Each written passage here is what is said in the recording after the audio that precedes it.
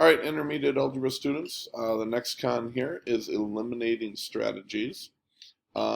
This is not a super difficult one, but it definitely might be one that you might want to have me check your answers because it's really easy to make simple mistakes on this one. So let's get started. Which of the following strategies would eliminate a variable in the system? So what could you do with these two equations to eliminate? First of all, notice that these are opposites of each other.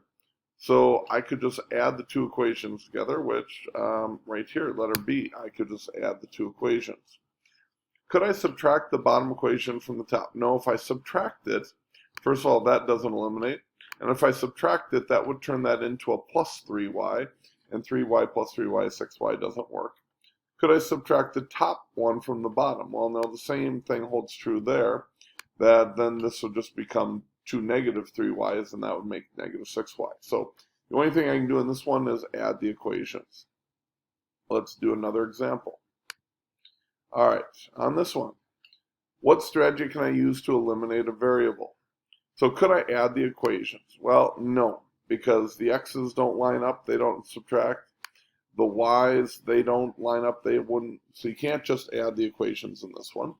Could I multiply the top by 1/2 and then add the equation? So if I multiply everything here by half, this becomes a positive 5x. Those do not cancel.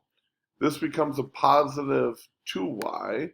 Positive 2y and negative 2y, hey, they would cancel. So yes, I could do that one. Could I multiply the bottom equation by 2 and then subtract the top, subtract the bottom from the top? So if I multiply this by 2, this becomes 10x.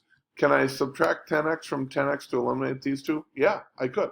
So I could multiply the bottom by 2 and then subtract them. So that would work as well.